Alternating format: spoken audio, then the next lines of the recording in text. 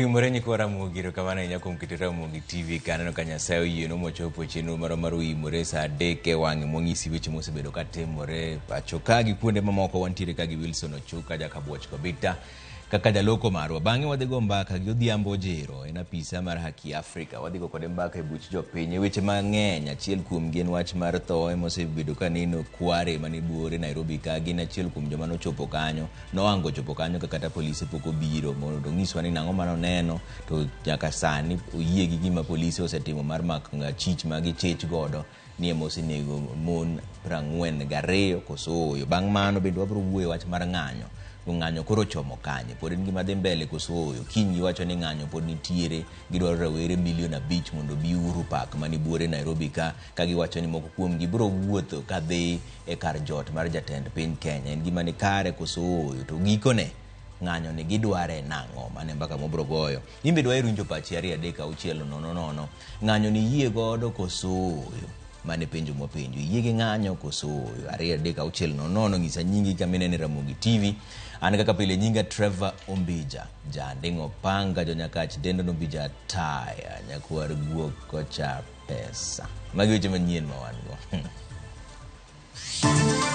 Analengwa akiwa katika kituo cha polisi ni jambo la kusikitisha sana. Let us expose what is going on. If Kenyans are being killed, please come out and say it as it is. Jofuambo golo duondgi ewi monj masani obila monjo gigo karanyisi en jofuambo mosehiny kod motekie ng'anyo. We have not seen the level of uncooperation we are seeing now from the police commanders, senior police officers. Duol manono timbe obila aipoa koro ywak ni obila otamore tiyo kodgi maber nono obila marocho ratich oganda e kinde ng'anyo. I am aware that this is a family matter. So I'd want parties to explore mediation. Doma Mbita onyiso jonyuol nyathi manyocho negi Rongai e ng'anyo mondo tim lalruok kendo giyier kama idhi ikie nyathino.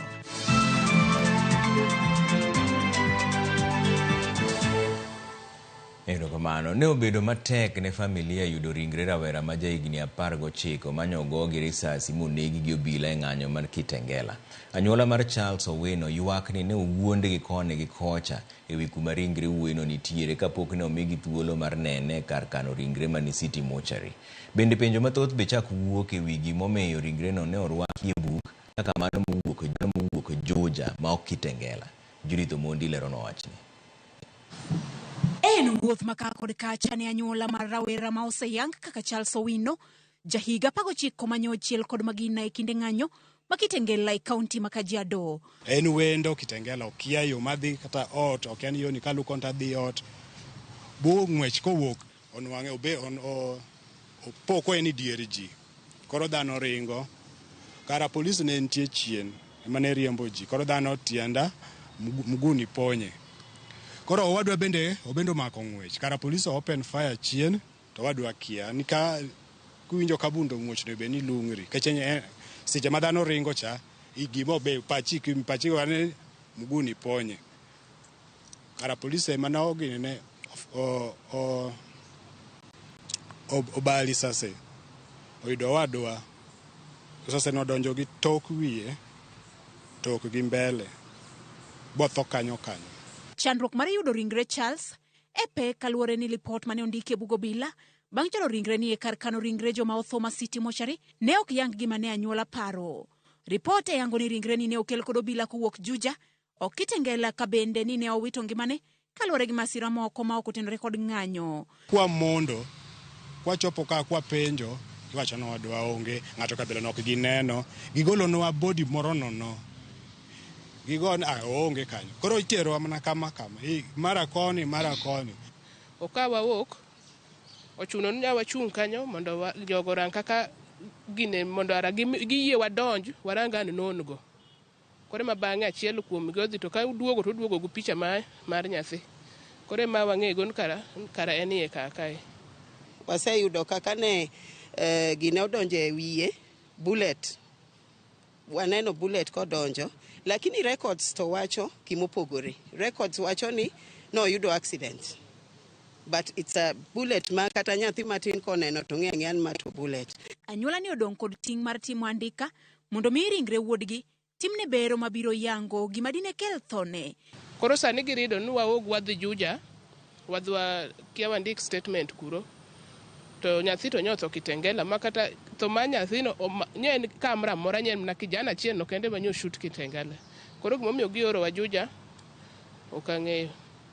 Kata beni yangore ni ringre moko ne ochiel kod magina, ripodo bila yango ni achiel ne oyudo masira mar apaya Juja, kama chielo to jopiny ne onego. Judith Omondi, Ramogi TV. Jofwambo ma pacho ka endi olando ni gibiro bago ng'anyo chieng' tich adek mabiro mar kwedo rakruok ma obila osebedo ka rakorego gi jofwambo ma pacho ka. Ma endi owachi gi riwruok mar jofwambo miluongo ni Kenya Union of Journalists kata KUJ bang' obila weyo thuolo jafwambo Macharia Gaidho ma giyango ni meko mare ne oboth negi bang' gwenyo nyinge gi jago moro ma jaked ne ratich oganda mane obila ne manyo. Ma endi biro bang' obila goyo risasi jafwambo moro bende kinde ng'anyo chieng' tich ariyo. Lydia Okeyo nigi ler mar wachni. En lendo ma ogol gi riwruok mar jofwambo ma pacho ka the Kenya Union of Journalists kaluwore gi rakruok ma obila kod bede sirikal osebedo karakorego gi jofwambo ma pacho ka anyete kinde ma gitimo tijgi. Riwruogno olando ni jofwambo e pacho ka mangima biro bago ng'anyo chieng' tich adek mabiro kaka yor kwedo timbe ma ok kare ma osebed ka itimo ne jofwambo. Ma biro bang' jafwambo Matene Macharia Gaidho ne owe thuolo bang' kanondhiye gi obila. Gaidho leno ni nyamburko moro ne luwo bang' nyamburko mare ka oya kar dak mare Makarin bang' chich gi nyamburko no noringo doje tesendo obila Makarin mar tony. Kata kamano jogo mane lawe nochuondhiye tesendo obila Makarin ka obila ne rangaranga. I was blocked by a civilian car. As I was waiting for it to move out, two other men came on my left side where I was seated. My son was driving, opened the door and tried to pull me out. So I refused to get out of the car and instructed my son to drive away. So we drove away. I think I was left with one handcuff on my wrist. They followed us. So we came to Karen police station to look for help. But those two cars followed us right inside and forced me into their car. Olero ni no penjo bura motenre ko tich mare to kano kwa jogo mono miyo fulre ne ginyise ni gin kod magina kod nyamburko mar Subaru omiyo mano nyiso ni gin obila. I was handcuffed and I was assaulted. They were demanding to know why I was resisting arrest. And I told them I was not resisting arrest, I was resisting criminals. Gaidho en jafwambo mandiko e oboke ka kinde mokalo nogolo andika moro machiwo ler e wi ng'anyo ma osebedo kadhi mbele pacho ka kaluwore gi meto mar osuru kod pek mar ngima. Bende nomanyo piny owacho kuom rem chopo singo manomi jo bodaboda kod mamamboga ne sirikal ne biro bedo margi. Chich nitiere ni andika makamagi manyalo bedo ni nomiyo obila ondhiyo Gaidho katendo obila ogolo report ne gin ok girakre gi jofwambo kendo nomak Gaidho kuom hawi marach e kinde mane gimanyo jal moro mong'ere kaka James Gaidho ma en jakedo ne ratiro mar oganda. Hata kama ni mistaken identity, Mash is not a criminal. Kwamba mnamshika na kumrusha kama gunia. Bila shaka ni swala ambalo hatutaliachia hapa, tutalifuata hadi tamati. Jana tumetuma statement, lakini imekuwa statement zetu ni kama wameamua sasa ni za kufunga nyama, wache waropoko hakuna kitu watafanya. Kata kamano, Gaidho no tamore wach makamano, kariwruok jofwambo olando ni tich adek manyien gibiro bago ng'anyo mar tipo mar kwedo timbego. These protests right now, they are not being spearheaded and led by opposition. These are protests that are being led by Kenyans who are tired with the bad governance. And therefore, we are justified right now to call for a nationwide protest, which will take place on Wednesday. And we are calling on all journalists across the country that this is the time to defend media freedom. This is the time to defend our country. Meko makama biro mana seche machuok kende bang' obila chodo gi magina jafwambo mar Media Max Catherine Kariuki e kinde manoriko menyo ng'anyo manobagi county Manakuru. E kinde ng'anyo makamago jafwambo mar Citizen TV Emmanuel To bende noyudo hinyruok bang' obila bae gi iro malungo wang'. Matimore bang' speaker mar od bura Moses Wetangula lando kinyi makawuono ne jofwambo ok biene gitiyo gi apisgi mantiere od bura kendo tero gi oko mar alwora no kowacho ni apis no koro ikano e mwandu moko bang' rawere monjo kendo ketho od bura kowacho ni ma biro timore mana kuom kinde manok gino mokwere gi jofwambo mag od bura.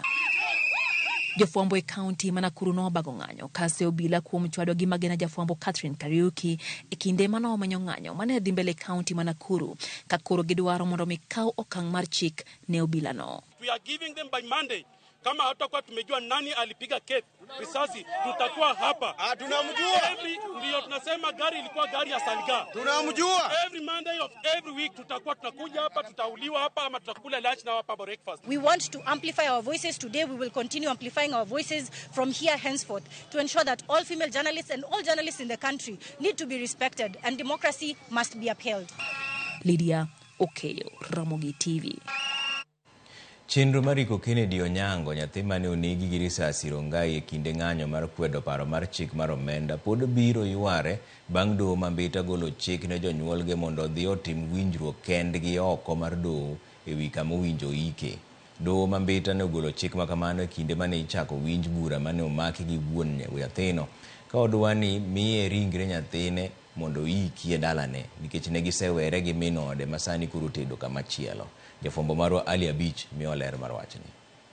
Kinyi makawuono jonyuol mag Kennedy Onyango kamotingo wuon mare Denis Okinyi gi min mare Jacinta Onyango ne omole doho mambita mar chako winjo bura mane omaki kod wuon nyathino ka odwa ni mondo miye ringre wuode no odhi oiki e dalane manitie Kisakwe Kachud bura ma Suba South. Ma en bang' ka doho mambita ne ochungo chenro mar iko Kennedy tarik 5 dwene e kinde mana min mare Jacinta Onyango dhi gi ringre no endo mondo odhi oiki kama Sengre Chularo Singa kama ne okawe bang' were kod wuon nyathino. Jang'ad buche doho mambita Nicodemus Moseti ne okone jonyuol mag Kennedy mondo odhi otim winjruok oko mar doho e wi ng'ano madhi ike ma kamano tamore to doho biro golo ng'eto mare. I am aware that this is a family matter. So I'd want parties to explore mediation because even as you persuaded the court to proceed to hear this matter, that is to hear the main suit, I know that it may take some time. I'd want to have this file taken to Homa Bay.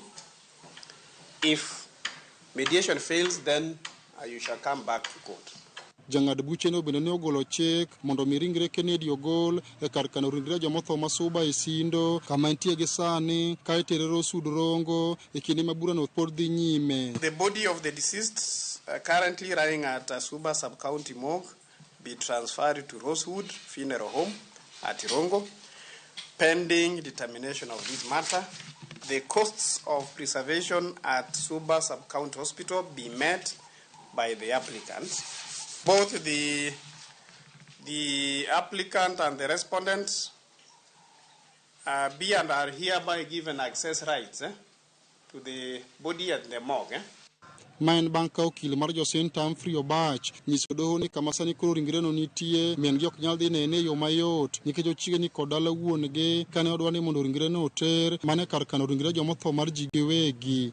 My colleague to look at the situation where my client goes to see the body of her son. Will she come back as a body or she come back alive? Within this court, my client, there are 6 people. The other persons that have come are for the plaintiff. They all come from the same area. And you want to subject my client to go to Sindo to see the body of her son. And we can't have an agreement. We go to mediation. Over what? And the court that gave out that order is this court.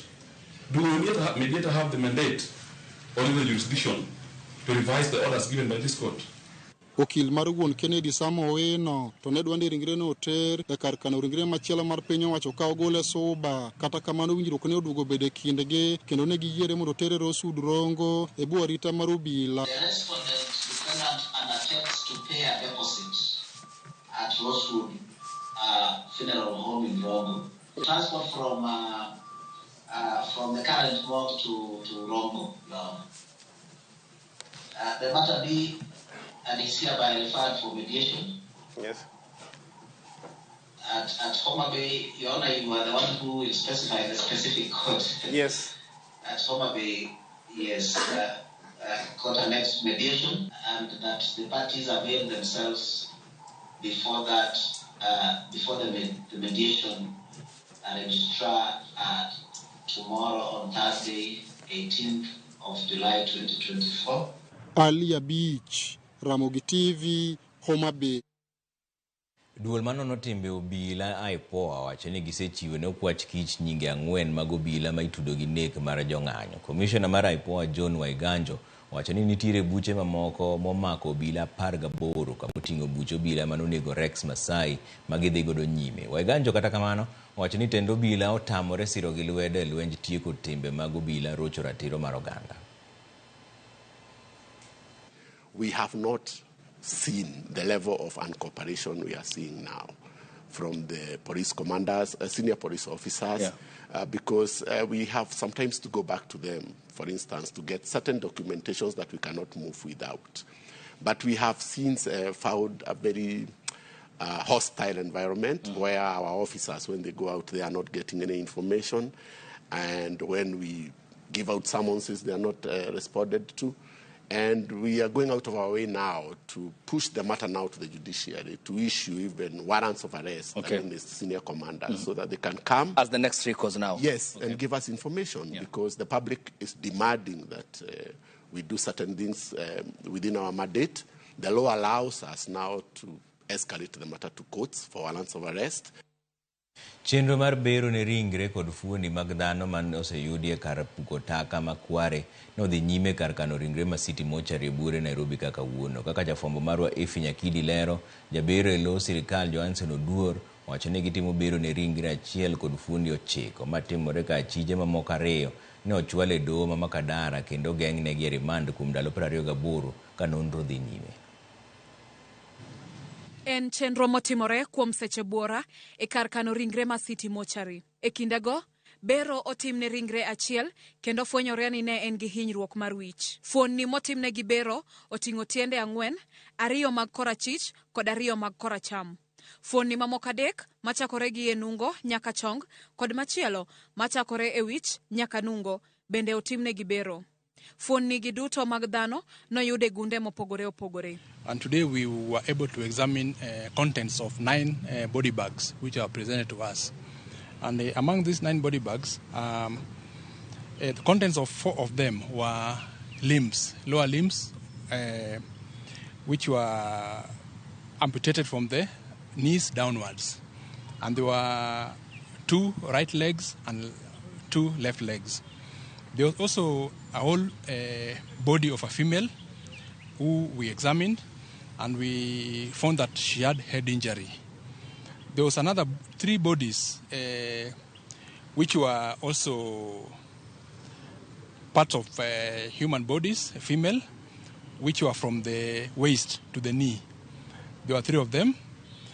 And then there was an upper trunk from the waist upward. Johansen bende olero ni fwenyo moko kuom ringre kata fuonni osebedo matek kaluwore gi ndalo magisebede kar puko taka makware. Gino momiyo nyaka koro tigi yor lony mar science mar DNA e fwenyogi. Most of these bodies have levels of decomposition from mild to severe. So bodies which are severely decomposed, it becomes very, very difficult to assign a cause of death. E kindego, anyuola achiel ofwenyo watgi Roslyn Abuga manolal tarik 28 dwe mar 6 higani. Roslyn, ma jahigni 24, nolal tok wuok ot mar dhi manyo tich. Min mare owacho ni ong'wono ne jal mane otimo tim makamane nyathine ka kwayo mare en mondo sirikal okonygi moloyo to e yor iko ringre. Aneno gi wang'a kendo maonge ng'ama wacho na chopo maneno. Aduoko erokamano kendo aduoko erokamano ne ng'ama otimo gini. Ni Nyasaye mondo ket chunye kama ber. Ros to ket chunye kama ber to ng'ano mondo Nyasaye okedgo an awene dhod chunya. Sirikal oyie to konya kaka dochop dala mondo mi ayik ringre ne mantien. Kana ng'iyo Ros nyathiwa ok en sura mane en go chon kendo Ros nokethre kabisa. Ros no chal me ong'adi nikech nungo ne nyaka piny onge. Nyathiwa so otowo motowo kabisa kendo kudni mowuok kuome. Kama ne tho ma ng'ato nyalo thogo to kawinjo komora ahinya. Magi duto timore e kinde ma fuonni mamoko 2 mogole kar puko taka makware kawuono ochwal e kar kano ringre ma City Mortuary. Achije mamoko 2 bende ne ochwal e doho ma Makadara kawuono kitudogi gi nek mar ji ma ringregi osekwany kware.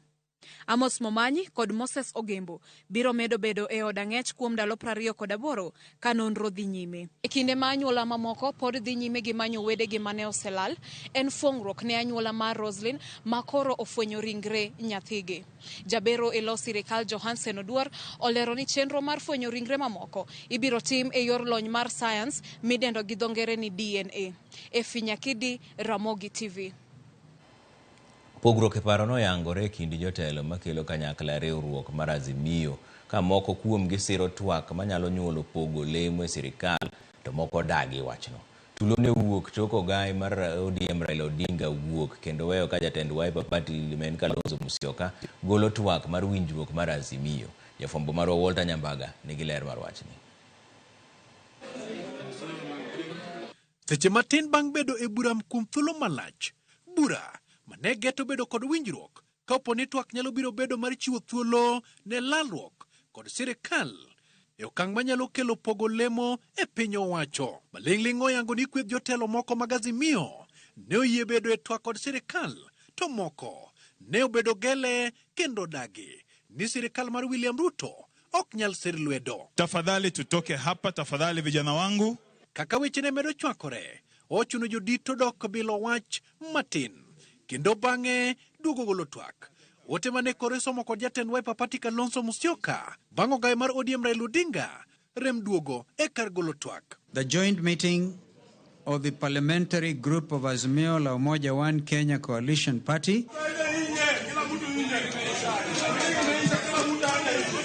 kata kamano ujende oduogo thulo oko kombe kendo dunyore kod ji ka ogai mar Wiper Kalonzo Musyoka Peter Munya e kind jotelo mamoko noyako ng'wech katony kod ngimagi.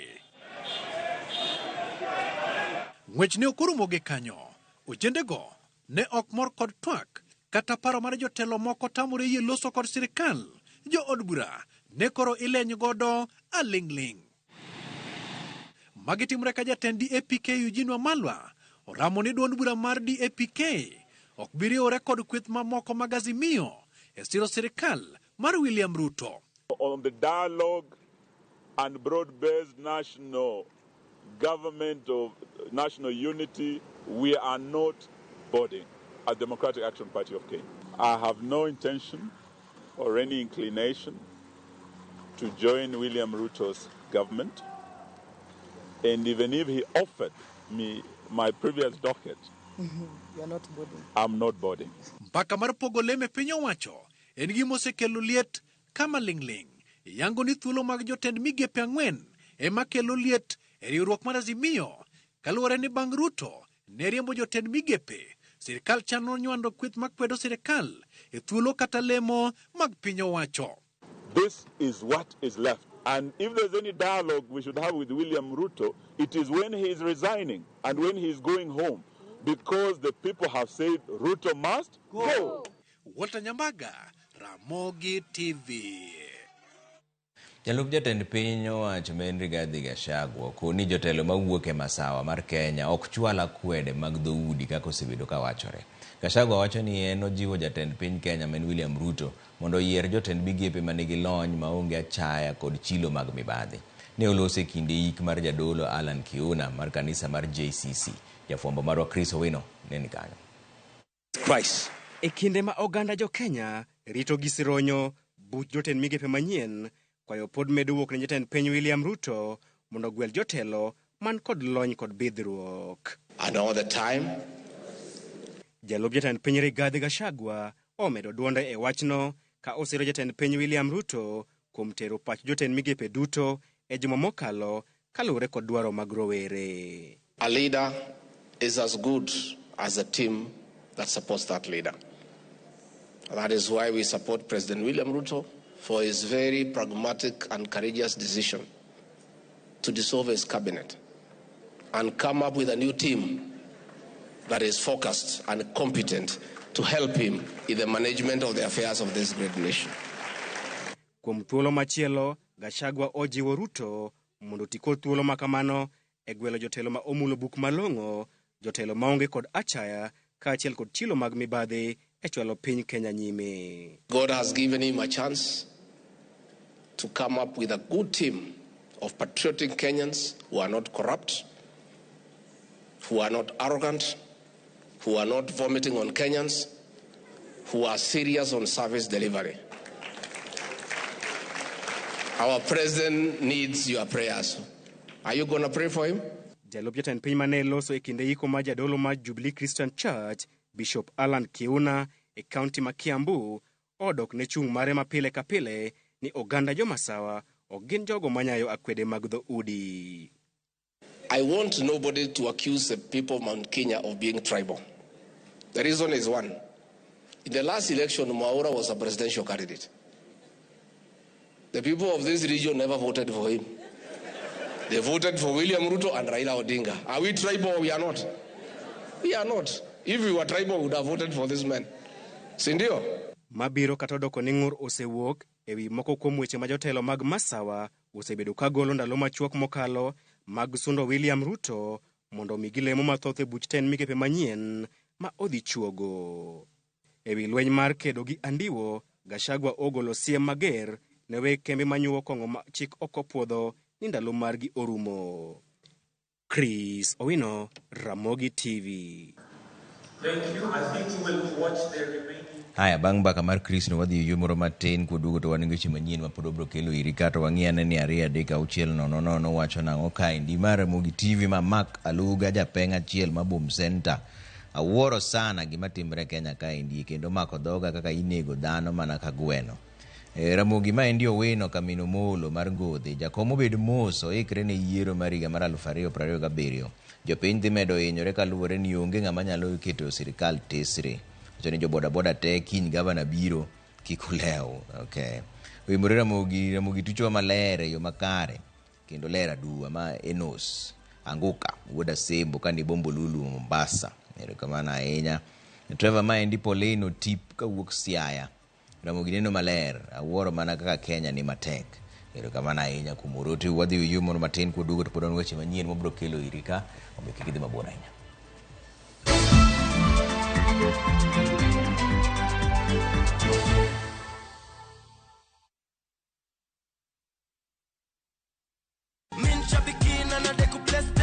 Jackpot ilikuwa ni timu 15 na Mungu akasaidia nikapata 13. Hii pesa ambaye nimeshida nitaklia madeni zangu na still niongeze stock kidogo. Shabiki imenisort. Bonuses nazo ni no.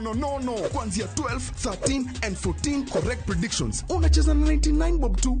Chukua simu yako, ingia www.shabiki.com. Fungua jackpots, click on super jackpots. Chambua game zako safi, review bit slip yako, ukiona iko sawa, place bet. Alafu sasa unategea games zichezwe. Shabiki super jackpot ni time yako. Mina dai wote twenda hivi to bet. Not for persons under the age of 18. Shabiki.com is authorized and regulated by BCLB license number 587. Many have been lured into jobs abroad, only to end up in perpetual suffering. I met this girl by the roadside. I wish you saw how this girl is desperate. Nimepata mteja mpya for my bureau. Meet Eunice, a naive village girl who is given an opportunity to go and work abroad by Madam K. Nenda Middle East. Ati? When did you even do the application? But is this really a golden opportunity, or will she be one among too many to be lured into the human trafficking syndicate by Madam K and Joe? The parents are caught in the middle. Will they listen to John's side of the story even as he is caught trying to save his girlfriend? We have to leave this place. Enjoy this unfolding story of Madam K only on viewsasa.com.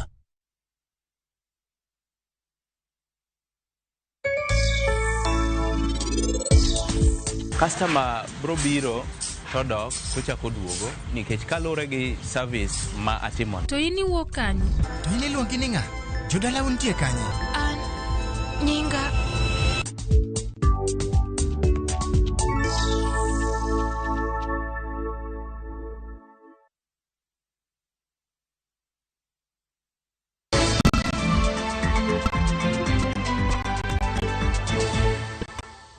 Warwaki kendo e chenro mar Oimore riwruog jochiw thieth ma pacho ka endi miluongo ni KMPDU olando ni jopuonjre duto ma jochiw thieth mosebedo ka ng'anyo kuom kinde mathoth pacho ka koro dhi chako tich ayanga tarik 1 dwe mar 8 bang' bedo e winjruok kod sirikal. Kane olose e apisgi maboma ma Nairobi kaendie, jagoro maduong' mar riwruogno miluongo ni Dr. Davji Atela olero ni jopuonjrego osechako kawo barupegi mag tich ka chudo margi bende olero ni dhi bedo e winjruok mar ogirimiti mar higa mar 2017. Davji bende omedo ni riwruog jochiw thieth ma mor gi okang' mane jatend piny Kenya okawo mar golo e apisi mane en jatend migawo mar thieth machon Susan Nakumicha magitudo gi timbe mag thiro dongruok mar sekta mar thieth. Ndalo 4 mokadho nobedo piny gi sirikal mong'iyo ni wach mar collective bargaining agreement mar dakteche ni en wach mane dakteche winjore gi sirikal modhi e ot mar doho ma doho no deposit. Kono winjore ni dakteche ma interns ok nyalo rito kendo dweche 2 mondo ok odhi e tich.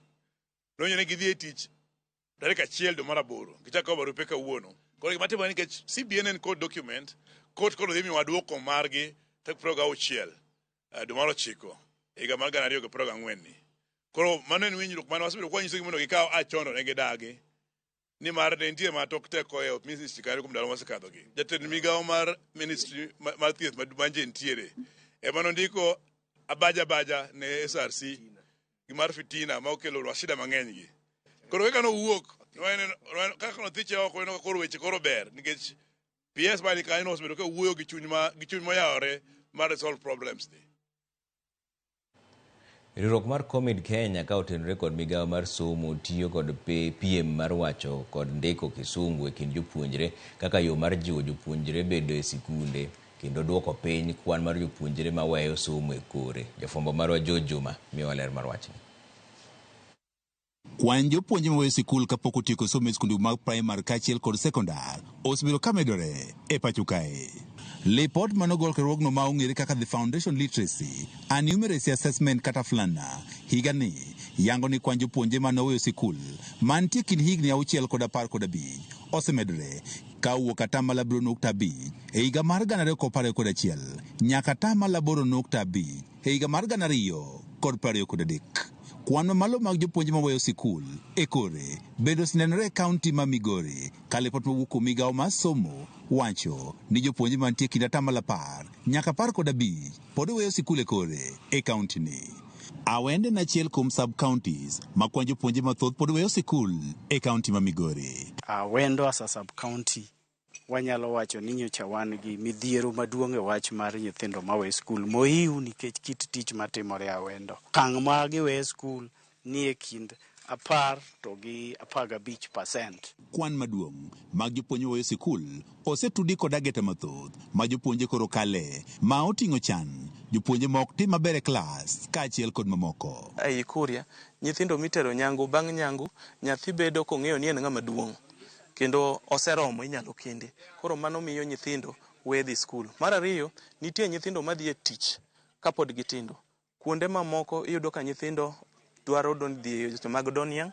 Kaka yo mar duoko piny kwan mag jopuonje ma weyo sikul e kore, riwruogno mar Comid Kenya ka otende kod migawo mar somo ochako tiyo kod piem mar somo kaachiel kod ndiko kisungu e kind jopuonjre kaka yo mar duoko piny kwan jopuonjre ma weyo sikul e kore. Omiyo wayiero grama kata kisungu nikech mae gima kuonde duto nyathi timo penj gi grama kisungu, nyathi wuoyo e skul gi kisungu. Kidhi e areas mamoko kisungu ni emiyo ka pek bede ka gisomo e skul ma ochuno kata ni nitie odiochienge mirido mondo giti ang'o gi kisungu. Has assisted us so much, one in sustaining the students in school, retaining them, and also bringing them back to school for the dropouts. E bwo chenro ni jopuonje mawuok e skunde 40 mayudore e kaunti ma Migori ne obedo kod piem mar wacho kaachiel kod ndiko kisungu e gweng' mag Mabera e kaunti ma Migori. Self-esteem. Sub-counties are adek ma en Awendo sub-county, Kuria East sub-county kod Ntimaru sub-county. Kenya osekonyo duoko chien bende wach mar lana dropout. Tobias wuon riwruogni mar Comid Kenya wacho ni nyithindo manyalo wacho kisungu kaachiel kod ndiko bedo kod chia mar somo ka ipimo kod mago eko mayudo pek e wacho kaachiel kod ndiko kisungu. Nyathi ni e klas ma nyathi nyalo wuoyo dho ngere gijiwore kendo bedo gi chir mar bedo somo.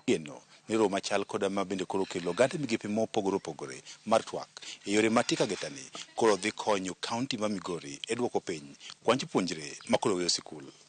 George Juma, Ramogi TV, Migori.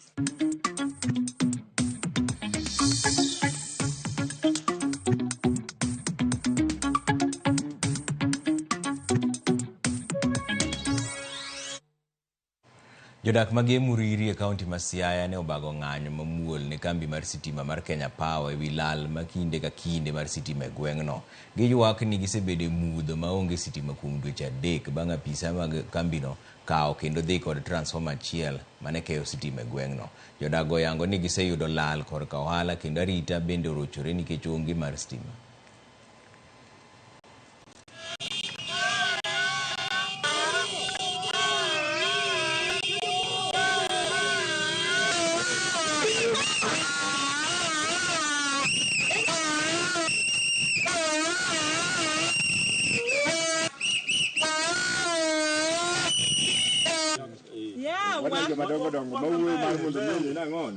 Wan duto kaka jogo ombulu wategemea stimano to wamor kabisa ka jotendwa mwayiero konyowa e go lwenyni mar mondo wabi wagoni gombulu wagoni komo. Kata sani nyithindo kaka tim ni chanjo e osiptal onge ni wach stima onge, yedhe onge, gik mang'eny ma onge skul. Wakoso kata kaka print ni nyithindo papers mag timo penj ni wach stima. Wan kod street lights ma joketnwa yo ka. Street lights konyowa nikech yudo ka weche mag gotieno artist ka liel security ntie onge ng'ama nya wuotho e taya gotieno. But kotho kaka koro thoni iyudo ka jokuoge mag dhok mag kata mag gwen e gweng' kuondegi wuotho e kor gweng' kwalo gik ji gotieno. To another one thing, gini nokele to gini wachule to mwachule ni nchwase ka chule token ye token timo ngado okaunwa we are struggling.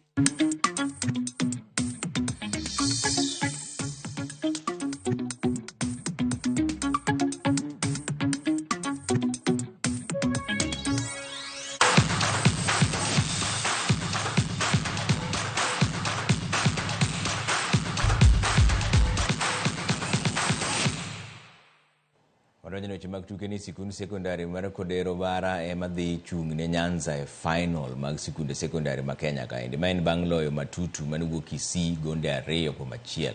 Tugono nowinjore ogo Kisii to kata kamano nochwale nyaka e alap ma Moi Kisumu kaluwore gi chal mar rach mar alap ma Kisii kaka nowinjore otuge. Ke National Finals bende pok oyangore kama idhi tugie ni mar pewe mathoth chal margi ok ber nyaka sani.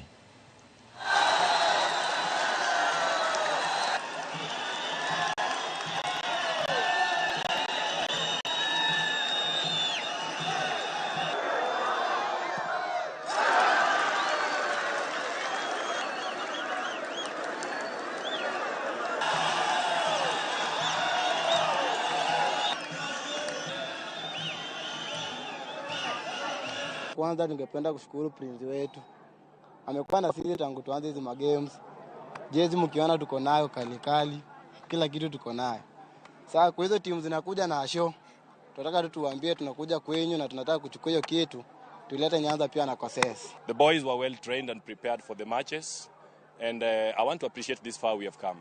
Going forward to the nationals, we are going to prepare adequately. So I want to say that we are the happiest people because we believe that Nyanza is hosting. And so because we already have a team for the nationals, we would just want to say that we want to prepare well for the nationals. I want to say that we are yet to be able to decide which is the venue because we were supposed to host in Kisii, but we may be able to have a change because of the stadia. The stadia is not yet ready. And we believe that in Nyanza we have so many stadiums within. Gor Mahia ogole tuke mag laro kombe mar CECAFA Kagame kama dhi nyime e piny ma Tanzania. Kuom tuke 3 mane gigoyo, nologi tuke 2 kasto gidhi amodhi tugo 1. E tugo mokwongo nologi gol 1-0 gi Red Arrows ma Zambia, kaeto gidhi amodhi 1-1 gi Telkom ma Djibouti. Odhiambo manyoro Al Hilal ma Sudan nologi gonde 2-0. Koro giikore mar dhi Nigeria tuke mag Enugu tournament machakore tarik 1 dwe manyien, tuke mosir gi telo mar Enugu State.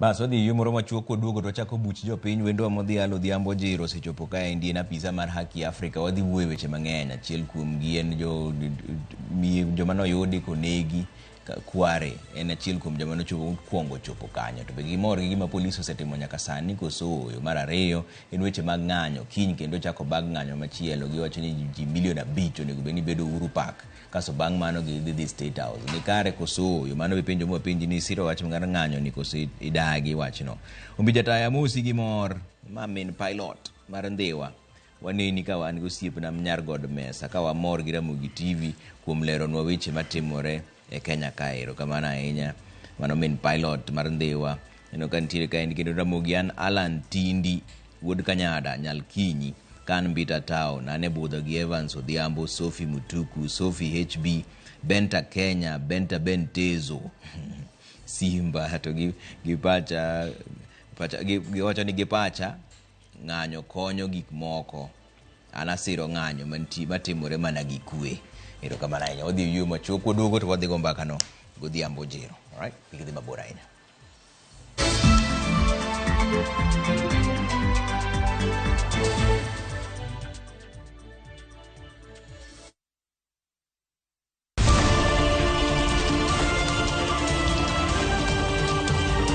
Piny koru to rugi mage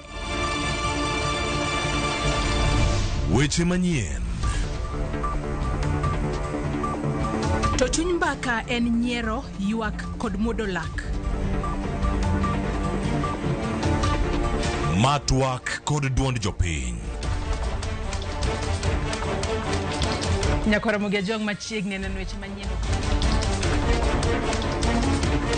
ma en rupiny kod mbaka oromo e Ramogi TV.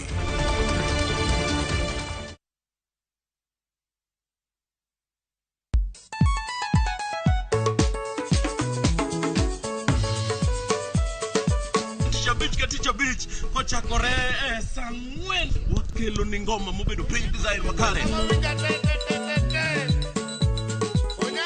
Ramogi TV biro kanyakla kachiel kod Ramogi Radio kama bende stima riwore kod pi Yawanja wauntie kikubed mabor nyakoro mgenyen kech kai ekumi yudo gik mamit kabisa e Ramogi Night this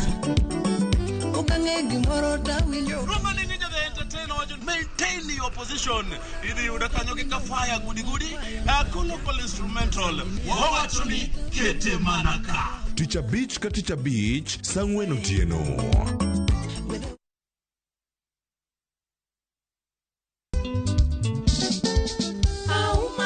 Joluo nogoyo ngero ni pamba oluoro chilo e chenro mar ng'ejo thumbewa ma jumani Ramogi TV olimo Benga Queen Aluoch Pamba HSC Okatedo ne ng'ato no sito kale ok natedo ne ng'ato no wino misia owino koro to naluoro mana kaka kwarwa ei dalane mantiere Katito e tielo mokwongo mar sigand jangolo ni marahuma Lady Linet Aluoch Pamba yani asedonge lwet joma kwiny mana na ng'ato moro modak ma gik moko te adwani kata mana family mara kata nyithindo adwani gimoro amora ma gitimo gimoro yere tir Solomon Atito Kafaya pogo no ler gimudho e siganda Aluoch Pamba rachar ngimane kod yore mar thum Ticha Beach chakre sari okinyi e chenro mar ng'ejo thumbewa e Ramogi TV.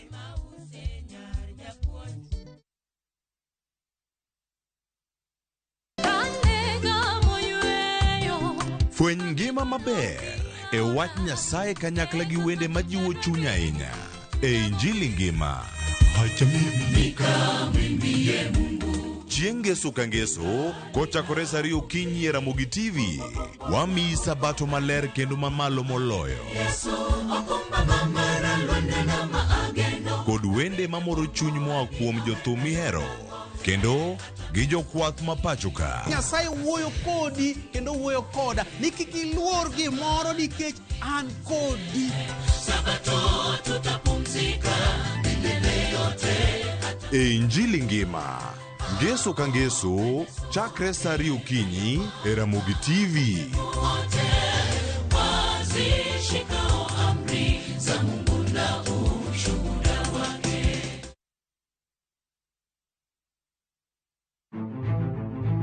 Ikri ne wuoth mar dhialo teko kod lony mar joma mine e Kenya mangima. Na explore mang'e kaka bro connect numbers gi solving real world problems. Onyalo bedo e weche mag ohala, paw siasa kata dongruok. Mine gi yawo yore ne oganda e higni mabiro. Adwa nyiso joma rowere ni kentie idea main to chaka kada ka en mana mar uso mandas. Kochakore jiwo ratiro e kind chwech nyaka ting'o duond ji mopogore makelo lokruok makare. And about just puonjo jotelo bedo joma ber, bedo joma kare, joma ohero dongo, joma tiyo negi, employees matiyo ni ka gionge, you cannot go for agile. Mine wacho, ngeso ka ngeso kod jailieta.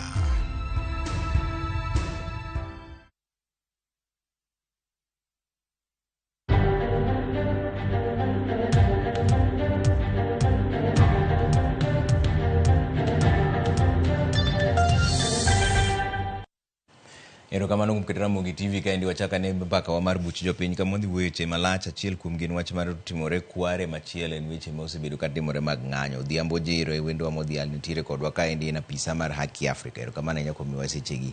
Erokamano. Odhiambo kapok odonjo e weche mag ng'anyo mabe timore kinyi, wachaka ne weche mag Kware. In achiel kuom joma nokuongo chopo kanyo. Wachni mokuongo ni winjo nang'o? Erokamano agoni Joramogi erokamano maduong' kuom luonga kendo kawuono. Iluonga ni Odhiambo Jiro, an ofisa mar maswala ya dharura e shirika makedo ratiro mar oganda miluongo ni Haki Africa. Kendo an antie e ofis ma Nairobi kae. Koro Haki Africa gin members mege riwruok miluongo ni Police Reform Working Group. Mamano en riwruok mege mashirika mang'iyo kaka polise tiyo e Kenya kae. Kendo Haki Africa bende gin members mar network miluongo ni The Missing Voices mang'iyo kaka wanyalo kedo ni jogo mosehinyore e lwet polis. Wach ng'ato kosehinyore, osenege ama en e osiptal, duonde odi, koro wanie jogo ma temo mondo gol duondgi oko mondo da sirikal mondo tumnegi haki.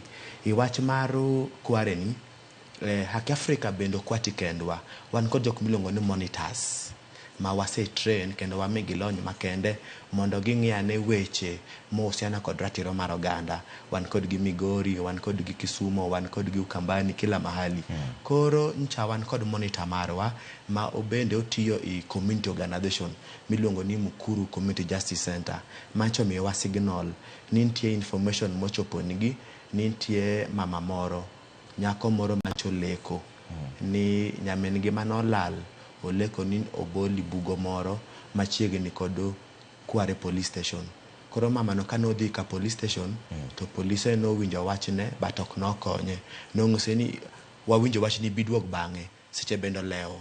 To since ni gichane hinye nowuok kanya achiel kachiel bochopo Kware kama taka ibole to yudo yudhe kanyo ma bende tiyo kanyo weche mege garbage collection and dumping, gisort garbage mobol kanyo. To ng'iso gi ni awani luonga ni ng'ane to adak machiegni kae to an gi lek. Nyaminwa nolal one month ago. To nyaminwa ni kolal a few weeks ago to oronwa lek ni en kae. Okudu konyo mondo ang'e because adhi ka police to kika wachno ma serious. To jogi no ng'ise ni bas kidwa mondo wakonyi wach burni to tuta ahinya. Inyalo manyonwa pesa makamae no ma okwaye Sh6,000. Buno odhibo manyo Sh6,000 no bo miyo yudhegi. To yudhegi adier kano dhi piny kucha no yudo ng'ato to ng'ato achiel kende ne gichak kendo gineno kendo bodies moko. So it is at that point ma our monitor on the ground no signal wa. To kaka no signal wa no, that was on a Thursday evening. To on Friday in the morning no one could engagement mwaluongo ni the People's Assembly manitimo town kakae. To one was there mondo wa appear technically but we moved there, and to our shock it was evident na dier dano no bolie kaka chande to ne kende mana ng'ata achiel kende. As we speak now gin dhano 19. Mama en gima leke manokelo. Lek emanokelo. Dhano 19 ma be kama dane wuoyo kodi. Ini wacho ni dhano 19. Yes. Sirikal wacho ni gin ji madhi 10. Ng'ano ma wacho adier ka? Sirikal e the prime suspect. Kata mana sani trust mar sirikal osedok piny kendo ng'ama trust sirikal mano chal either sympathizer mar sirikal ama ng'ama ir. Because kata kiwe wach mar Mukuru, wan gi nyathiwa modak Rongai mane polis ogo risasi. Rais wuon jatendwa William Ruto okia kata nyathino notho, nopenjo ni pod ongima koso tho. Mar ariyo, kane wach mar kwari ochakre, statement mokwongo mane rais owacho, nowacho ji adi? Nowacho ji 9. But in the real sense, on the first day man chieng' tich abich mokalo, noyud dhano 6 okinyi, 2 saa 8, coming to 8. But en owacho ji adi? Ji 9. Koro sirikal emomiyo wan kae mondo wang'is jopiny adier mantie niwach gigo timore ka wantie on the ground. Kendo okan bystander ama ni warito information from the desk. Iseneno kata on the second day, on Friday no, kane wawok kanyo, then on a Saturday, kane wadok, jopiny noriembo polise morwako uniform kendo moting'o tear gas. Kagi wacho ni un emusebet kuchama soya ka, to dhano kalo kod bodies, because kama kware miwacho ni, akeni bisechopo kuro. Kidonjo kware dump site, tikali the police station. Then 100 meters away a dump site. To mondi donji kakacha, benentie get molos. Yaka kendi donji. To bang get no, on the other side, okinyal donjo because dano gedo. Manguson gare madkal kotingo mzigo onge, inyalo nakalo getielo. And the other side, to an estate. Moger boketi okuta. Then to diere kakae, it is more of a swamp. Manga madi access onge. Manga makalo nyaka kale do police station. Nyaka kaldo kakae. Madonje gedo no. Exactly. To joka bengusu wane, ni onge giman gi pesa moloyo taka. Ma police station man kanyo no, juogo jotaka monge gare makalo, mok gi juogo, kendo mok gi ng'iyo. Koro nyiso ni to motingi dhano be gi ng'iyo koso mano koro ng'iyo. Koro mane penjo. Emomiyo police gi sirikal dak wacha diere nwach ginie prime suspect. Emomiyo kata na kawuono kineno news masa 3. Wan gi nyithiwa manoneg Kitengela. Tiwo dwa macho ne Kitengela. To kanonege police kokele city muchari kakae mania kod my monitors ne kakanyo, to police wacho ni mwili ni register as unknown. Kendo wacho ni gigole Juja, kendo gichako genuoyo ni mwili neni ajali. Onge ngati miluongo ni unknown ibwa sheria ka. Wana code unidentified. But ikelo kora mar unknown mondo mi had time to prove. Waneno kataka family obiro wacho ni manyathina. Thing is, how do we prove? To watch on your body ni pod fresh, I can see the face. But the police ke matimo gindi kone an unknown, kandi kon unidentified, kain code ID, ge kwalo, ge pando, gindi ko location mopogre, kendo gindi ko cause of death bende gindi ko gimopogre. Koro at this juncture, onge ngata ma wiye ler manyalo trust police ama serikal. Emomiyo jopiny te trust mana humanitarian organizations, witnesses, media, to kwanyal trust police kod sirikal magin culpable i crimes masani koro mako. Ma ojiro unu wacho ni ka according to unga kusenene gin ji 19 mosegolo. Wami hesabu chieng' tich ang'wen manene nyako chande odhiyo i police station. Kano chopo to okno konye gu police. But no tiyo kod yudhe kande bo confirm ne dhanon piny kacha. But on that evening, nwach mudho no donjo onge ng'ama no gol. On Friday in the morning, no gol dhano 6. Makuom ji 6 gi 5 were women. Makata ukora moro ma Ruto, President Ruto wacho ni all of them are women no. And sensational. Owacho gimoro ko Betty State House. Kendo kata kanyo sene ko chopo kanyo. Auchiel on Friday, no yod, in the afternoon, ogola reyo. Magadi? Donja Aboro. Aboro. On the second day, ogola beach. Maktaking yo the videos called action, wane mwaudungo wakuyo tulo. Kakuro jopinyo wacho ni okginyali yep ni police mono di crime scene, to gine magin prime suspect. No chuno Mr. Martin Nyaguti, because wangiyo kode, director mar homicide. Bolu ngan ko do Sen Halid men director mar Vocal Africa bwadhi bwaloso gi jopiny kod joka Mukuru Community Justice Center kod religious leaders kod elders makacha bi jopiny ohore bwangiso police in uniform ni ingieni ndani kwa police station mtu wachie na watu wa homicide na community mondo gol gino jogo ma in fact this retrieving it is community led. It is community led, and I can say this authoritatively because onge any giminya la wachikata ni equipment madisi ayo sema yudhe kande siya mna enango mose mega as an equipment enango. So day 1 men Friday ogol dana aboro, day 2 ogol jia beach, yes, day 3 which was on a Sunday no gol ngata chiel magapaga ngwen on Monday ogol jareo nyoro nyogol ngata chiel kawuono ogol jareo machiel kuom gen nyathi matin koro serikal ma wacho no gol dhano 20 gadino eno wacho from which ango to ngama no golo ne because jomo golo kata mana wan e mwa facilitate makata da nyoro go yudego kata mna nyoro kanyo gibiro kakikelo ngato ane mnyadhi ora badi ya withdraw pesa bua facilitate gigo kuom tich matek magitiyo serikal tich kata mna jatelo mar homicide wacho ni awa yudhe gikonyo maber. Okay.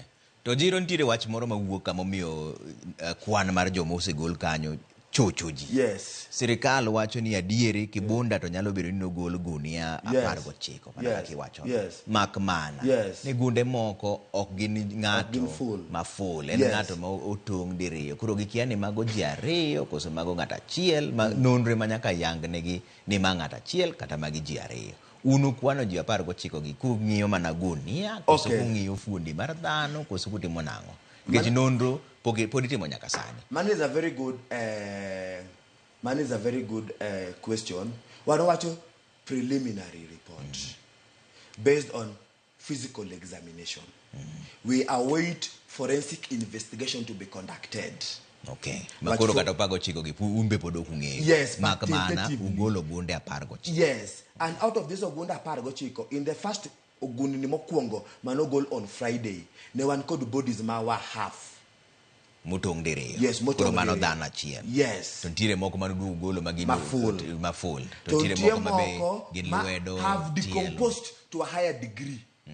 Ila koro body manyogol nyoro bodies ariyo mogol kawuono one o decompose kabisa mabende ogunachari no ka nini go wok osienyore. Yes. Koro chuno mondo koro watum an approximation. Nwach kata na bodies ma no goal on Monday. I think negin bodies ariyo. Negin bodies ma osa top kabisa. That's why wawacho ni enogunia to the assumption enango.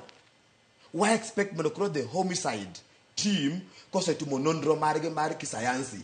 To koro obiongis jopiny adier man kende. Makoro podo konya wacho ni namba girach, marubo konya wacho ni rach. So gin marge ni kisetimo karango because forensic investigation pokatim. Eka koro gisechako. Gichako gidhi godo mbele. To information no mar gimacho ne giwacho karango. Ingeni wabedo very honest comrade. Statement me wacho ma jok mang'eny magiluongo. Ne giluongo kata na ka bodies makwado gipoko gol TP. Ini ikware. Koro ngiso ni government ome wacho ni wan kaka human rights organizations, wan kaka yudhe, wan kaka jo Kenya wakwayo serikal mondo bedie ni chiwo information ma can be trusted, ma can be verified. Kendo information ma jo piny bende nyalo chiko iti kibacho ni awa this is factual. Sani nyogi mako rawera moro miluongo ni Collins magi wacho ni noyie ni en osenego mon 42 chakre higa mar 2002.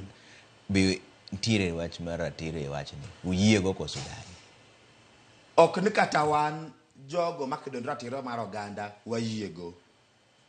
Rawerano wuon oseloso bo wacho ni information ma police ogolo kalure kod gima timre ni no chune mondo wach kamano. It seems ni sirikal dwa mondo los nyinge. Mar ariyo police owachonwa. In fact, jatelo ma mosiep na kenda mirago luor, Mr. Amin, the DCI boss, wacho ni nyathi chodak 100 meters away from the crime scene. Community members wacho nange. village elder makacha owacho nange. Wacho ngani pok waneno.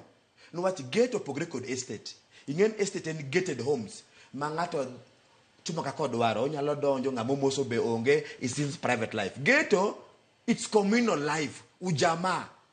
Nwach nyakukware chumbi, nyakupanga line kama ituome pi. So nyakijali ngima mar jirani. Giwacho ngano poka gineno kod wange. Gwangi. Emomiyo wawacho to mano bende information ma wakili mar rawerani nyo wacho. Emomiyo wawacho ni as we stand now, the trust levels are low. Kendo gima sirikal wacho kiki hedrigo ni digo ichiro ni ilano joweteni. You have to think twice, you have to counter check, and you have to look for alternative source of that information. Mondi verify, because the government is under siege. The government has been exposed, and the government wants to clean its name. So we must be very cautious. Kasirikal watch. Kada masani with him aboard. Keep there in online platforms. You know, bloggers mega serikal to mom propaganda. Dongine enogi sekinegi. Koro porido trust ni serikali ni. Uno anapenjun ke chune mun kanyo koro serikali basta. Kama itiedo ingeyo ni jogi koro tiende ne lot. Koro okuyie ni mano e achich ma nyalo bedo ni otimo timbe maundugo. Wawacho ni thorough investigations must be conducted, and it must be done in an open manner so that the truth can be unearthed. To kwanyalo weyo sani investigation nige masire kala wacha tuwapamo. Sani we must have a third eye and a third ear on anything masire kala wacho on any kind of and form of investigation. To ka koro nupenjo gi maber ni serikal ere kaka gima kama nyalo timore to gikadhe dot mar police station. Giwachunu nango nikech magi jomutiyo godo pile ok gin jomukia. Giwacho ni ere kaka wachno nyalo timore magi kia. Wan watiyo machiegni sana kod police. Kendo kata mana most of the functions ma police tumo one very close kodgi. To kata mana mai kata kiwijo police kaka giloso kando giwacho ni mano en wach ma jodonge mong'eyo. Nwach there is no way to wapenje Trev. Ngata ma wiye ber as a senior officer. Hinyala wacho ni mahuni no seber katimore for this long. To pokitimo anything. In fact, on go ben koro castigate police for inaction. But there is no way minyalo bet police chiemo go nying raia. Pielo go nyingwa. Nindo go nyingwa. Di ATM go nyingwa. Sero go nyingwa. Peswa magitiyogo. Koro waungisi ni don't do any other job. Tijio bed manangiyo arita kwe. Usalama mar jopiny kod mar mwandu. That's why we're telling you, don't do any other job. We're gonna pay for you. We're gonna pay your insurance. We're gonna do everything for you. So for the last 2 years, what you logi, but gimagitimo onge, only for them to come back and tell us, ni achicha. Majo setimogini for 2 years, koro wayudo. Ngano, iparo nini ngama wiebe. To police ma koro ni kanyo go nyose golgi. En wach mani kare kosoyo. One, inyalong ye from two ends. The same way me wacho ni Kome or resign. Inyalo wacho ni resigning mar Kome could signal a fresh hewa safi katika idara ya usalama. Lakini bende jolony. To bende wacho ni the exit mar Kome bende means running away from accountability. The new boss Korolando ni police makachakande omiyo transfer. If your conscience could serve you right, no wacho mano karango. Because on Sunday, kane wadikuare, the OCS mane kanyo on Friday was still on combat and in operation. Koro, to evidence nitiye because no one could jogu kanyo. Basi ye monigi no my OCS. So statement me wacho no one ni jogi no semi transfer. In fact, okongo beni megi transfer. Ne beni ingyo weche meg ratiro mar oganda kod accountability. Gimlongo ni police accountability. No go beno wacho. Ni police te man ka kanyo ongo beni on file for investigation. Keno ne do kwayo IPOA mondo tikod gi machiegni kod internal affairs mondo ngi kila to account for his stay in that police station. So ngata mo have been found culpable. Ama man called information is compelling with regards kod jogi. Then okawni gatwa. To mogi kon go bend the OCS kod OCPD. Gino go bendo sanya ka be charged for command responsibility. To aipo amiwacho no commissioner margi John Waiganjo no wuok kodwa kae ni machiegni to wacho ni obila ok konygi e timo nonro. Very good. Gimbe dhogi omoko lwetgi bendo omoko. Aipoa kawuono ochokre tao. Ok no wach giero. Aipoa chal kod William Ruto. Manoyie kadhano se neg ka parliament osebedo invaded wacho ni I concede defeat. Aipoa ni wasebet kwa sundo kuom higni mang'eny. No un kod mandate i bwo sheria. Kendo uyudo funds mang'eny. Kuti. Don't you lack the teeth to bite? Anawon kanenentie fujo Kisumo. Bi police na you are record jo matatu. No neg jowa. Including Nyaruga Nyathi High School. No wadhikuro. Bua work closely with communities. Bua manyo all the evidence. Kod kila kitu. Yani watumo nungen 80% of the work. Nyakaka uono. Police manonego nyako cha. Okawni gatua. Ndalo wazimio. Protest manotum kod azimio. Jogwadi manotho. Isei winjeng amai po tero ikot. Koro Aipoa should come out modongiswani. Situation mawantie chal kamae ama ticho hingo wa. Mondo wabed called Aricos engagement. So Aipoa is now coming out because there's pressure on them for not delivering. Koro wangi maduangis Aipoa en wachachiel. Kiki wako sama kuro we need them the most then to give claim ni ticho hingo gi. Ongo bene gi saying so jopin. Situation ni even before now. Mondo jopin wegi because wangen tekuten kom jopin. Even if it means reforming the law, now we could look at the legal provisions. Momo Aipoa do not have higher mandate or bigger mandate in terms of investigation and prosecution. Ka Aipoa dewaro, no man wa give powers to investigate to prosecute. Kagi birua. One age of pain. To one go to wabunga maloso chike. To wabunga to jalowetua. We will know how to deal with them. Mondo gi come up with a law. Ma will empower the Aipoa mo. Mondo ratiro maroganda. Mo hinyora iluet police or yudi. Yes. To kuro ka waka wachmana mar ratira chiel. Kiny ng'anyo chako wuok. Aneno ka in pod irwako bendera e ng'uti kanyo. Yes. Matiende pod ng'anyo pod dhi mbele. Yes. Mbaka onge. Yes. To jogo maparo ni ng'anyo ni ketho ratiro margi mar goyo ohala. Joma wacho ni wan ng'anyo kwa wadwaro kwe. Jogo inyiso gana. Trevor, ing'eyo ni nuo materenge ni kendo nuo mavieler. Ing'eyo katiba. Katiba wacho no yienwa tumo picketing. Ng'anyo mamuol. Yes. Peaceful. To waseneno ka lweny wuok mang'eny. Legal ngamos. To katiba no bende wacho noa ni police miteko ibo katiba mondo hakikisha ni joma kwayo ng'anyo otimo ng'anyo gi mamuol kendo jok maricho kik ingilia ng'anyo gi. Koro ka johala wacho nitie jok ma ingilia ng'anyo kendo rocho ratich gi meg ohala, en tij police mondo identify jomaricho go, mondo jomaricho go ofes sheria. Kopo in gi lake ni kanyo donge. Ka lake achiel nigi shido to igolo lake ni te donge mara chende migolo. Jukumu mar ng'iyo joma hundu ma ingilia ng'anyo ok en kuom jopiny. Katiba noreso wa kanyo. En kuom police. Police eman kod all the machinery mar identify emo midwa mondo gipang kod jo ng'anyo. Udwa dhi ng'anyo karango, ubo kao route mane, obo chakre sadi nyaka sadi, to en ng'anyo marango. To one kod clips and evidence ma wakoche imiyo runge gu josiasa to donji ng'anyo. Wan kod yudhe manochul siling 500 mondo bi ng'anyo keth. To chik gini bo chul gi siling 2,200 ke 2,200 ne komed gi ncha gibiri ofiswa bigi ngiso wa jogo. One kod evidence kama wakoche momi rungu ludhe ko gach police ka gini operation koro kapsi sirikal is serious nintie criminals maingilia ng'anyo.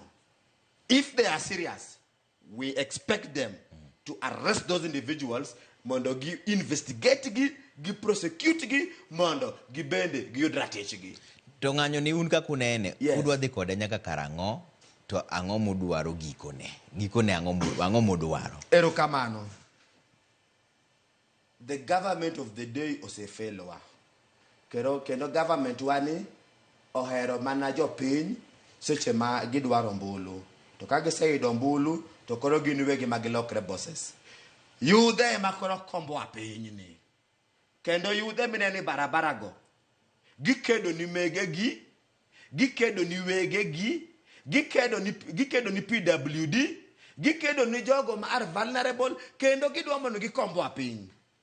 For example, ne kaka osiepe mane Ruto miyo tich ne sungo seche magin go to giwacho ni utadu yani uchamo chiembe uchamo taxes meki to ng'oki tiendi to gimitimo onge. Koro ng'anyo ni wadwa luoko wadwa safisha pinyni. Ng'anyo ni ok birumo nyaka Kenya bed maler.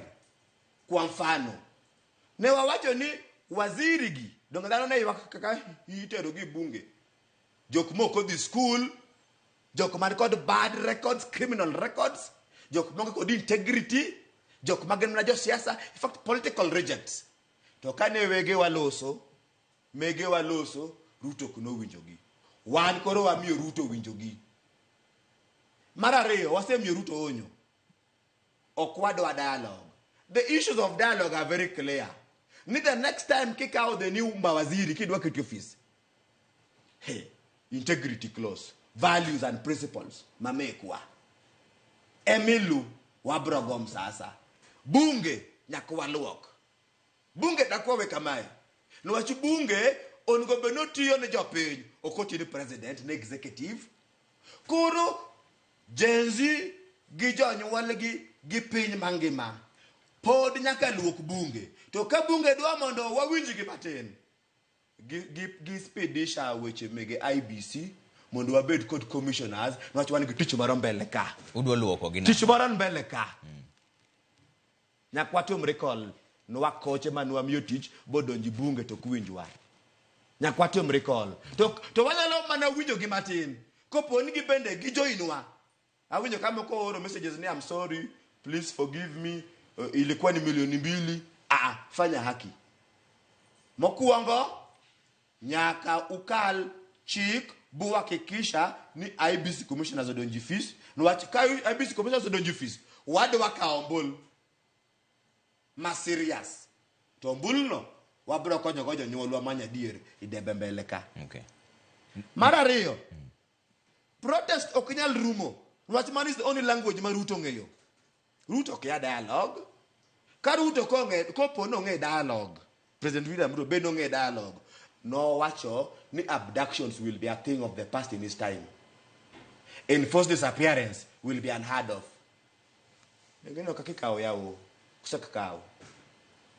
Abductions pod the mbele. Koro ngiso ni Ruto is a liar that cannot be trusted and only the people power can shape him. Okay. Koro the people power will continue until we make sure we will liberate this country. To katana malo sokain. What makes you think not Bekawa? Because okao journalists, okao doctors, okao student leaders, okao activists, okao bloggers, but katamana kokaoji. The spirit is alive. We are committed. Tombe agri no pay the price. Tire gima ji penjo mang'eny kaka wach mar luoko bunge no ento se yange ni kuro ka IBC osedonjo tudwa ka ombulu mondo ji odhi edebe moko mago kuwinjoru godo budwa timo ne gima dongere luongo ni recall kata luongo gi mondo ng'isgi ni udog edebe mondo ji oyie kudu kata oyo to jatend piny to nikech ing'eni jatend piny nitiere mana yore 3 kende ma wach nyalo dhigo.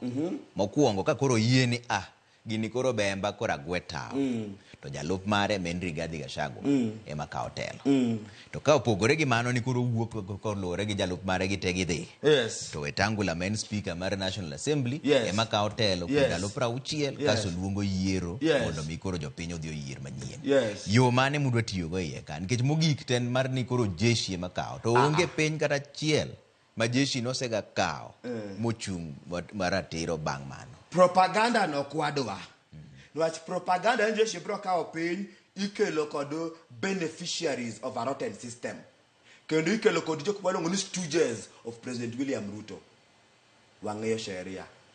To mar ariyo, sheria is man-made. And the intention of the law is to work for the people, especially the vulnerable and the weak. One kaka jenzi, if there is an aspect of the law, mok bikonyo boresha penyeni. Wabro bed staria mbele mondo bed repealed ama we reform it. Koro wang'eyo sheria emomiyo sani pod wadile bana kod fuonde mege William Ruto. Strengths meke mawaziri waseketo piny adwa mondo kelwa mawaziri mapinyo puodho. Bunge to wasemiyo warning shot. Makok gi behave to gibende ging'eyo. To gimomiyo pod kaka kanyo ni mbele. Nitie list ma move around in social media ma is verified ni William Ruto ondiko mana jolango anyuolane ikombe madongo dongo. Kor how do we withdraw back from the street kapok wa clean nepotism and tribalism? How do we withdraw back from the police kapok wa demand for accountability on police action or inaction? We will only draw back and withdraw ka Ruto or operate in action. But watch on one ya. Kwanza owacho no timo mos ni jogo moselalo ngimagi ing'anyo to apenje ni mos is good. So where is the justice question? Because wakocha mako wacho ni ng'eyo ni police institution is very independent to President William Ruto should not interfere. What do our goodwill of the president? To what do our administrative action? What do our goodwill?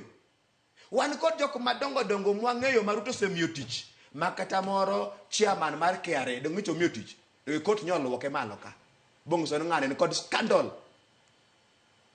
ko wacho no dwa kedo kod corruption o chak geno won okay koro onge dok chien onge stepping aside onge luoro nyaka luok odno okay sakuro mayo wango lakini ka wapenji mogik ni un kaka joma kedo ni ratiro mar oganda be usepare wach mar referendum through gima dongere luongo ni popular initiative mano dwaro mar kweth mathoth nikech nitie katibo yienu kaka jopiny ni wan waseng'iyo gini wakoni gima koro nyaka tim chik nyaka loki presidential system ok odwar counties ok odwar women rep ok odwar koso wadwaro kama buseparo magombekni ma Aaron going ing'e ni ma movement ma is growing organically. Ingen movement ne no ko chakre kod wach mar finance bill. No chakre kod dhano bet kod ngur kuom tend William Ruto. To ngur ni kelo late. To late ni koko bedo taken care of dhano wacho ni awa why you work but what can we do? So the first agenda item mane koro ochwanyo wago sindan mokwongo nen chuno kod finance bill. Tuchito komiwa chunwa code finance bill, school fees. O medo malo kabisa andalo manati University of Nairobi ninyalo the bills code dean. Being say ni awa this is my background konya na selo so kod dawa dala gima kama idikel tondiko barua teacher department to the class. Tongo sini page to kebete mo like a school fees. To page no bende ko chopo tibedi wo ma wi alert to neno background wacho ni hakikisha next semester umelipa fees. Sani the University of Nairobi or any other university fees nika. Miso nukoro somo mamalo oweni the few. Nyaka wakombo our education system. Iwachi mi wachoni. Waparo gik mang'eny manyalo loko piny. Kendo that rieko is not a reserve of the young people. Wan gi jok mabende konyo waparo. Ina chiel kuomgi. Semi penja penjo no giso ni konya paro. Gimwatemo wacho ni ya. Waseneno gimoro mbele kacha kendo waseng'eno bwana ni kado luor. Waseneno luor. Emomiyo ncha wamor ka even the political class owinjore mondo wa fix IBC. IBC no kwasa ide in place. Woda nyango.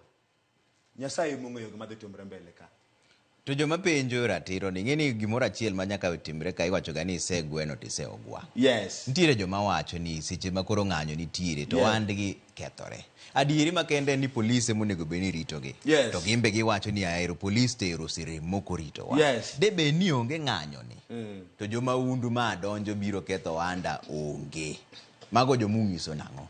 Nikech gin gima gineno koro en ni giyudo lit nikech ng'anyo manitiere pile ka pile joma undu donjo iye. Polis bende ok okonyogi. If I may respond, mokwongo en watimo mos ni jogo mosebet kod lal iwech anon puonja kod ohala. Mama na ne uso mena gng'or emopuonjago. Adhi Gambira boys achako Ugenya kamoro ni Nyaharwa awuok adhi Ambira mana go ohala nyaka UN kakae. Jokma ohandgi orochore niwach ng'anyo watimo mos. To wan wabende watimo giluongo ni self reflection and postmortem. Mondo wan wawegi wabende wabedie kod mechanisms, internal mechanisms. Monyalo identify go wakoche kane moyo kasani through the machineries ma wan go. Watemo mondo wa identify wakoche ma infiltrate ng'anyo ma mekwa. Otherwise, however, okwanyalo weyo luoko piny niwach yuak mawuok 1 2 3 wabiro mitigate gido kizungu. Wabiro mitigate issue mar wakoche madondi ng'anyo wa to wabiro pod endelea the kod ng'anyo kod other tactics necessary mondo waluok piny ni mondo nyithiwa ama nyikwawa ama jok mabiro biro oyudie Kenya man gi ber kendo man gi mor kendo madhano heshimiana. Yes. Ka koro watieko ni ng'anyo ni dwa dhi mbele nyaka karang'o?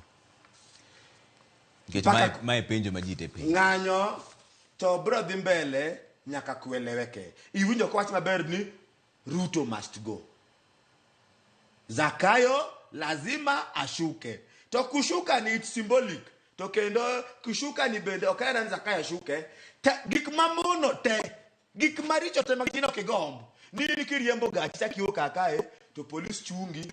Ong'eyo side mirror to ong'eyo ang'o to sasa travel kwa nasema aje togo karako do kani dine gimoro koro gikilago must all fall yaka koro bacho ni hawa now tuko sawa but as per now he has to shape up or we ship him out. Mama ng'anyo madhi nyaka higa mar 2027 kucha boro woda nyango iparo Nyasaye to setho do Nyasaye ngima to Nyasaye bende Nyasaye kohero gik maricho kendo sie minego jogwa God is not happy. Seche ma Ruto wacho ni nyathi ma okronga icha kaka podongima jonyuol nyathino are not happy and all parents are crying and praying. We are very sure ni victory is certain and it's not very far, not long ago. Machiegni to joma seyo ni miu pesa gi joma wuok oko mondo mi uketh sirikand Ruto. Anyalo duoki ni ya wacho ni mage pesa munyiewo godo bendera mine ni rwako mage pesa munyiewo godo coffin mage pesa munyiewo godo rawere mondo bi oketh sirikal. Ruto is running out of lies and he keeps on giving propaganda which does not fit in the public domain. No chako ni Rigathi Guru Kenyatta ema fuel mandamano. Oduogo loko ni jo siasa moko. Oduogo loko ni jo Russia. Oduogo loko ni Ford Foundation. Ford Foundation moluongo ni omiyo nyaka chiege pesa. Ijoi. Which is an NGO ma support weche mege mon. Ford Foundation maketho nyinge ni Climate Summit manotim Kenya kae mogik. Ford Foundation manomiyo sirikal pesa maduong' kabisa. Koro William Ruto, let us assume ni mewa pesa gi jok moko. But mewa pesa no ngiso ni corruption onge. Mewa pesa no ngiso ni jo piny ok ne kod police. Mewa pesa no ngiso no kindiko osiepe ni gwade ni sirikal. Mewa pesa no ngiso ni kabindi kende mak ng'anyo sirikal. Koro wangiuri issues kikwabed swed kod the side shows.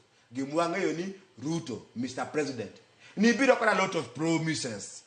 We've realized that they are all lies. You either rectify mondo, you redeem yourself, ama jenzi tingeni kiamsama. Jenzi ngeno kubilu wangi talk tent. kaka iluonga yawi talk tent ingen josiasa ong'eyo luongo ji talk tent no kae wacha tukae emomiyo wach Ruto niya idwaro dialogue to structure mar dialogue en mar josiasa wabende wadwaro dialogue to dialogue modwaro niya these are the item agendas. For example, Kofi Annan got agenda number 4. Timiza agenda number 4. Agenda 4 kitimiza. We are okay. Deal with corruption. We will be okay. King Nusuwaneawa, issue moro maru uncha useriebo mawaziri mekwa. What a dialogue about that? Gualadano, Majo Pinyu Diego, Bungo Timtijigi, we will clap for you. Tuane nambele kama. Kwa nina guereto di, nyaka chieng manuaneka adier, Marjo Pinyu, ochopilo wetigi. Okay. Ero kama na nyoko miwaseche kisakoro rumo, mano diambo jero apisa marhaki Afrika, ngelu winjo kako tuaro. Ero kama na enya. Mana kama webuch jo Pinyu, mambo dwako ero kama numari ukete Ramogi TV ka endie, ankaka pele nyinga Trevor Umbija, jandengo panga, jonyaka chindeno Umbija taya, nyakuar guo kocha pesa. Unindo wa berjo kama. Ero kama. Long live the people, long live.